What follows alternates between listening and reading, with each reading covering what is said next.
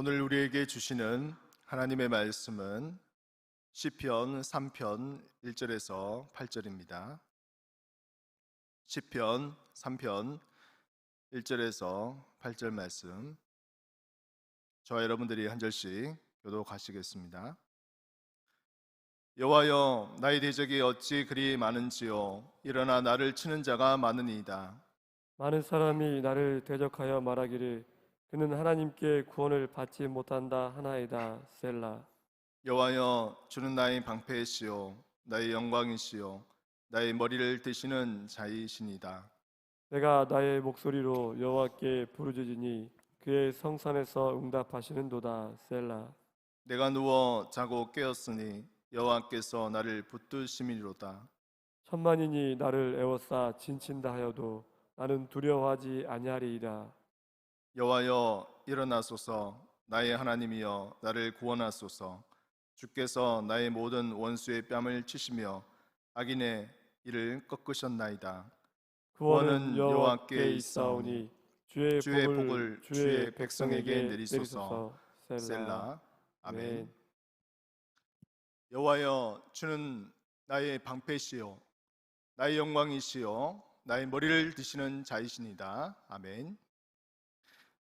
오늘 이 시간 또한 영상으로 각 가정에서 모바일과 인터넷으로 예배드리는 우리 귀한 하나님의 성도님들, 주님께서 거룩한 성일을 맞이하여 오늘 우리에게 주시는 귀한 이 새벽의 말씀을 통해서 은혜 충만한 하루가 되어지기를 주 이름으로 간절히 축복합니다. 저는 오늘 나의 하나님이란 제목으로 여러분들과 함께 말씀을 나누고자 합니다. 첩보 영화에 보게 되면 국가정보기관이나 외국으로 따지자면 CIA 같은 그런 정보기관에서 복무하는 요원이 있습니다. 그런데 그 국장이나 또한 그곳에 있던 동료 요원에 의해서 모함을 받게 되고 결국 배신을 당해서 반역자로 낙인이 찍혀 정보기관으로부터 도망을 다니는 그런 스토리가 종종 등장합니다. 나라의 국가의 안보를 위해서 또 열심을 다해 자신의 생명까지 희생하면서까지 첩보 작전을 수행하지만 결국 기관에 의해서 한순간에 버림을 받는 그런 존재가 되는 안타까운 그런 스토리가 있죠. 오히려 적이라면 이해할 수 있겠지만 같은 기관에 의해서 자신이 충성하던 그 편에 있어서 공격을 받게 된다면 얼마나 어처구니 없는 그런 일이겠습니까? 그렇게 스토리가 이루어진 그런 주인공을 보게 된다면 우리는 동정심을 가지게 되고 그 주인공이 어떻게 그 스토리를 풀어나가는 것인가, 또 그 숨겨진 그 비밀을, 또한 그 모함을 어떻게 풀어나갈 것인가 하는 것에 대해서 우리가 많은 관심을 가지고 또 보게 됩니다. 오늘 본문의 말씀도 이와 유사한 그러한 내용이 나옵니다. 다윗은 골리앗과의 불가능한 싸움에서 승리를 하게 됩니다. 하나님의 극적인 도우심으로 승리를 하게 되는 것이죠. 소년 목동이었던 그는 하루아침에 국가의 영웅으로 태어나게 됩니다. 그리고 사울 왕으로부터 신임을 받게 됩니다. 그래서 그는 한 장수로서 발탁이 되게 되고 또한 사울 왕은 그를 신임하게 됩니다. 그리고 블레셋과의 전투를 조건으로 그의 딸을 주겠다는 그러한 약조도 하게 됩니다. 아무도 알아주지 못했던 이 소년 목동에서 단순간에 왕의 사이가 되는 인생 역전이 이루어지게 된 것이죠. 많은 사람들이 다윗을 부러워했고 또 그를 따랐습니다. 그를 존경했습니다. 그의 리더십을 온전히 따라가면서 그의 인기는 점점점 급부상하게 되었습니다. 그러나 인생의 최고의 순간까지 올라갔던 그의 삶은 어느 날 갑자기 인생의 바닥으로 떨어지게 됩니다. 사울 왕은 백성들의 마음이 다윗에게 향하는 것을 보고 시기와 질투를 가지게 되었습니다. 그리고 정신착란의 그러한 질병을 가지면서 그는 결국 다윗을 죽이려는 결심을 하게 됩니다. 다윗은 왕의 사위에서 하루아침에 국가의 반역자로 낙인이 찍히게 됩니다. 그리고 그는 이제 도망자의 신분으로 쫓겨다니면서 자신의 생명을 부지할 수밖에 없는 그런 초라한 신세가 됩니다.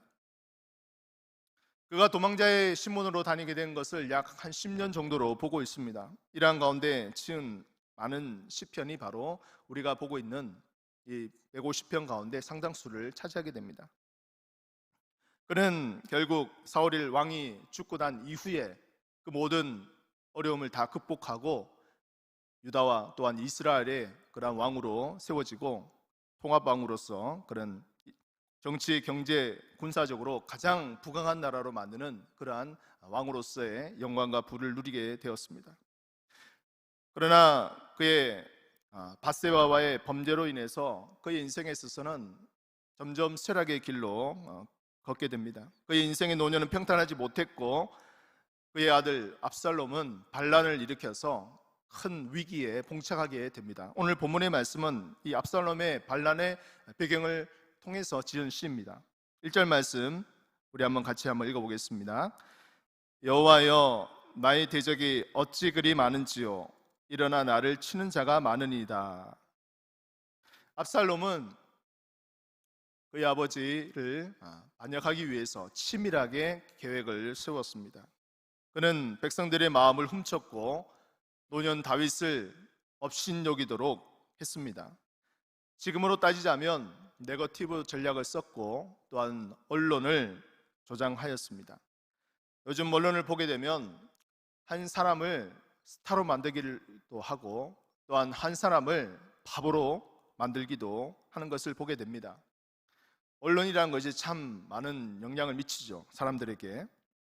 그러나 그 언론이 공정성을 잃어버리게 된다면 여러 가지 많은 부작용들이 생기게 됩니다. 특별히 권력에 의해서 왜곡된 그러한 정보를 흘리기도 하고 또 여러 가지 그러한 좋지 못한 일들이 생기는 것이죠. 그래서 종종 이런 말을 하기도 합니다. 언론은 권력의 시녀다라는 그런 좋지 못한 평가를 내리기도 하죠.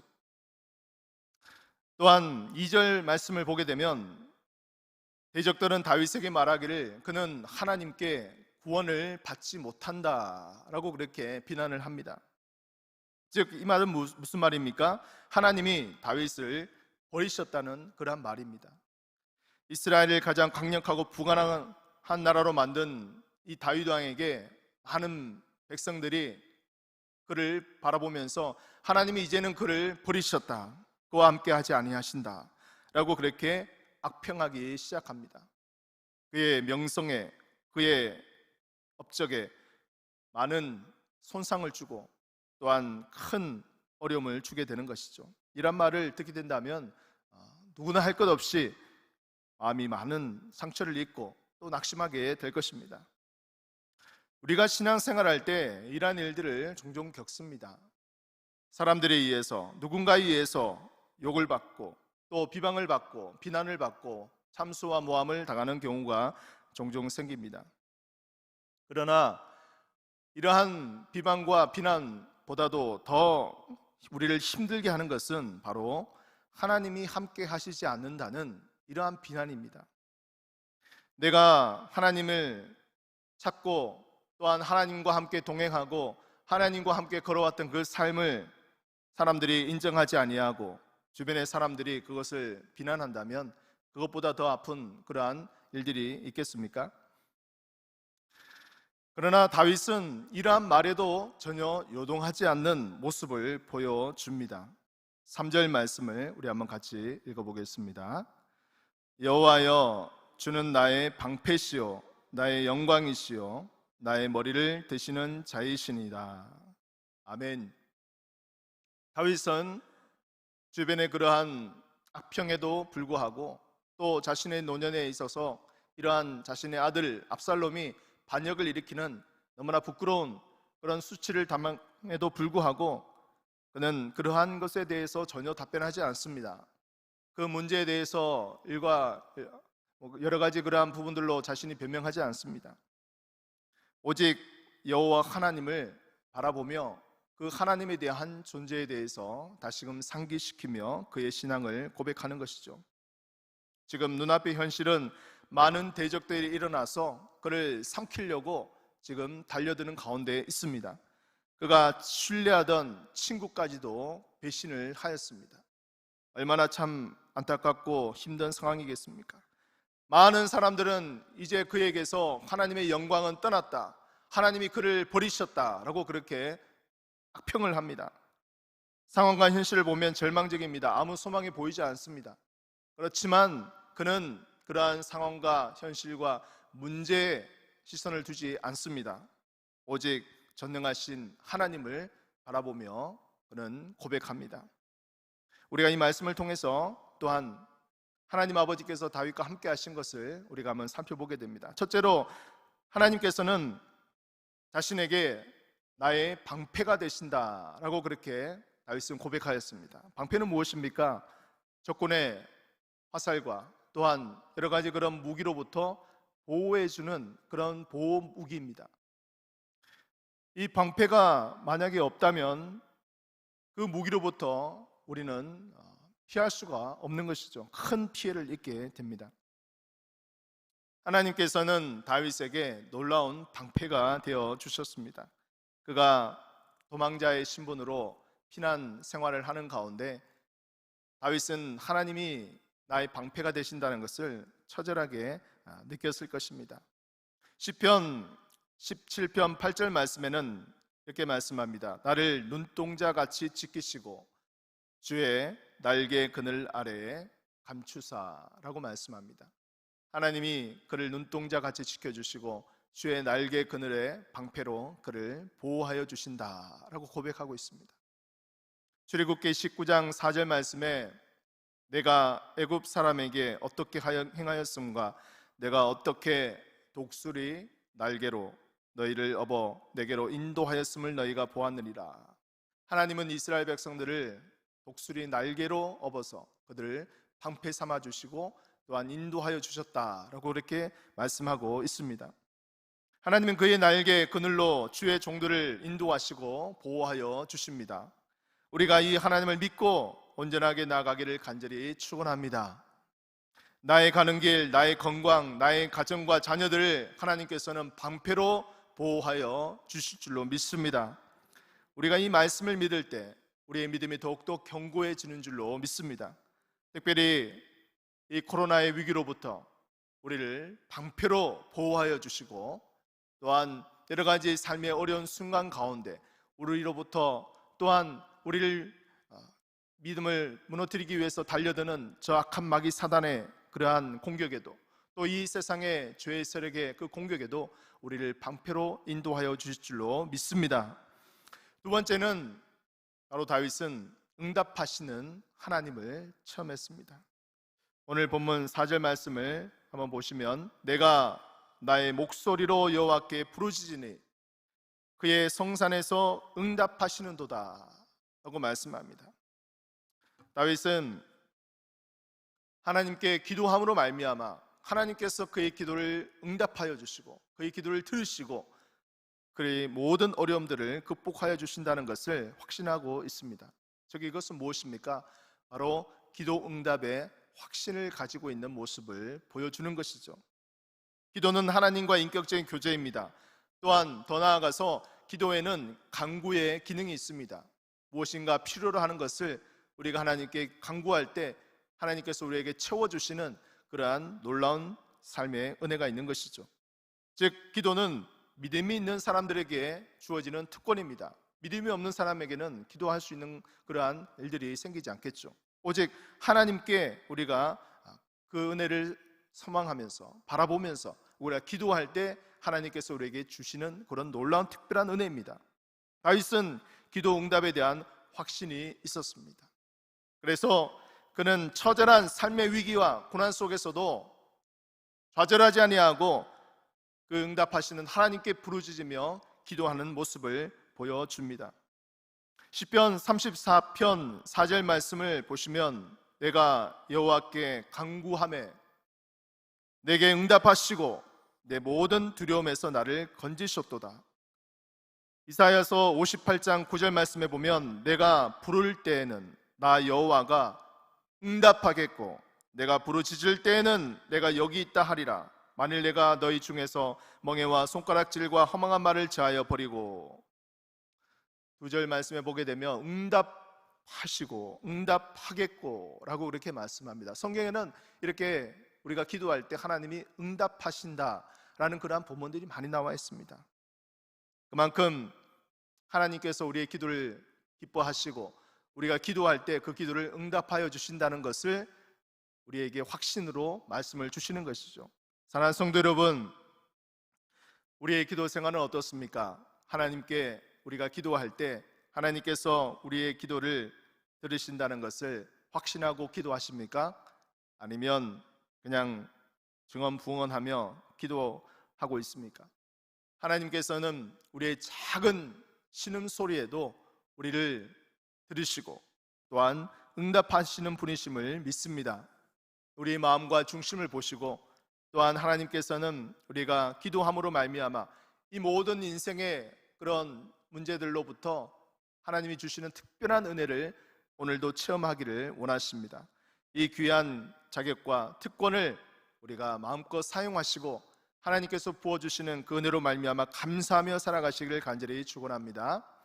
세 번째는 함께 하시는 하나님을 다윗은 체험했습니다. 적군의 위협과 고난 속에서도 하나님이 함께 하신다, 즉 임마누엘, 동행하신다 라는 것을 그는 몸소 느꼈죠. 모든 적군에 둘러싸여 있을 때도 하나님은 그를 떠나지 아니하셨습니다. 많은 사람들이 그를 비방하고 또 그와 함께 하지 않는다 할지라도 하나님이 살아계심을 그는 확신했습니다. 즉 하나님을 만났습니다. 신명기 31장 8절 말씀을 한번 같이 읽겠습니다. 그리하면 여호와 그가 내 앞에서 가시며 너와 함께 하사 너를 떠나지 아니하시며 버리지 아니하시리니 너는 두려워하지 말라, 놀라지 말라. 여호수아 1장 9절 말씀을 같이 읽겠습니다. 내가 내게 명령한 것이 아니냐, 강하고 담대하라, 두려워하지 말며 놀라지 말라. 내가 어디로 가든지 내 하나님 여호와가 너와 함께 하느니라 하시니라. 아멘. 우리가 여행을 갈 때도 혼자 갈 수도 있겠죠. 그러나 혼자 가는 것보다는 친구와 함께 또 여러 사람들과 함께 같이 동행하며 가는 것이 더 좋습니다.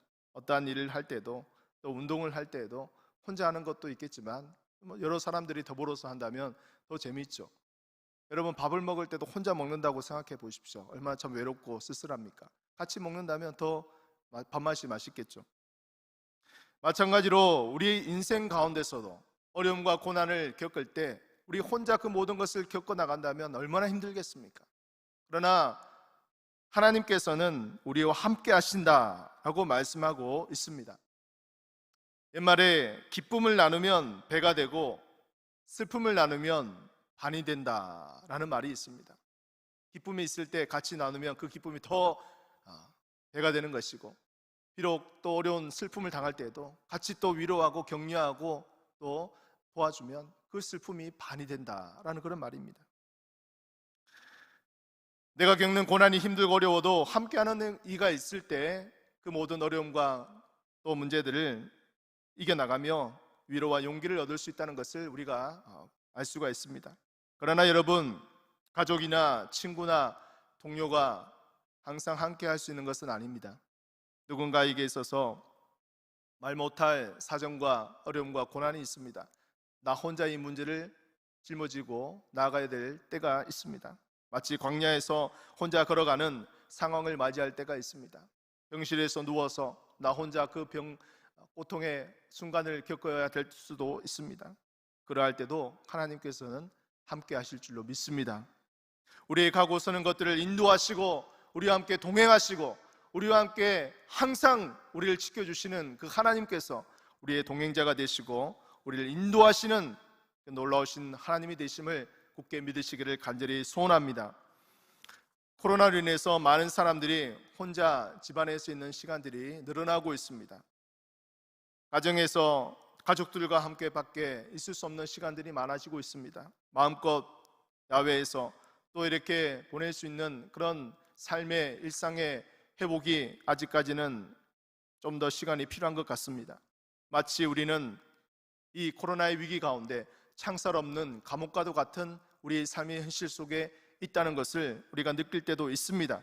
우리 신앙생활도 마찬가지입니다. 우리가 마음껏 주의 성전에 나와 예배하고 싶지만 또 여러 가지 사회적 거리두기로 인해서 우리가 제한을 받고 또 이러한 여러 가지 온라인 예배로 밖에 드려질 수 없는 그런 상황 속에서 우리의 예배가 점점 형식화되고 또 하나님의 임재와 하나님의 그 함께하여 주심의 은혜를 마음껏 누리는데 제한을 받는 그런 가운데 있습니다. 그렇지만 이 모든 상황 속에서 우리의 모든 삶들을 인도하여 주시는 그 하나님께서 우리를 온전히 붙들어 주시고 주님께서 부어주시는 그 놀라우신 은혜와 사랑으로 함께하여 주실 줄로 믿습니다. 말씀을 정리하도록 하겠습니다. 오늘 우리는 시편의 다윗을 통하여서 세 가지 하나님의 은혜를 우리가 살펴보았습니다. 첫째는 나의 방패 되신 하나님 아버지, 나의 인생을 걸어가는 가운데서도 여러 가지 많은 그러한 마귀 사단의 공격과 또 이 세상의 죄의 세력의 공격에도 우리를 항상 방패 삼아 주시는 그 하나님을 우리가 온전히 의지하며 나가시기를 간절히 축복합니다. 두 번째는 우리의 기도를 들으신 하나님, 나의 작은 신음소리까지도 들으시고 나의 그 모든 삶의 어려움들을 주님께서 해결하여 주시기를 원하시는 그 하나님께 우리가 기도하는 이 기도의 삶이 온전히 이루어지기를 간절히 소원합니다. 마지막은 우리의 이 광야 같은 인생을 살아가는 가운데서도 나 혼자 걸어가는 것이 아니라 나와 언제나 동행하여 주시는, 함께 하시는 그 하나님의 놀라우신 은혜가 우리와 함께 하여 주시고 우리 모든 이 삶 속에서 하나님 아버지를 온전히 의지하며 나갈 수 있는 저와 여러분들의 삶들이 되어지기를 주님의 이름으로 간절히 축복하고 간절히 기도합니다. 오늘 이 시간 하나님의 말씀을 생각하며 함께 기도하겠습니다. 우리의 삶의 어려운 모든 순간 가운데서도 우리를 지키시고 또한 우리의 방패 되시고 우리의 기도를 들으시는 그 하나님께서 우리와 함께 하신다는 것을 온전히 믿고 아버지 하나님께 나아가며 또 기도하며 나아갈 수 있는 이 시간 되게 하여 주옵소서. 우리 주여 한번 부르고 통성으로 기도하겠습니다. 주여, 아버지 하나님 간절히 기도하고 합니다. 하나님 아버지, 우리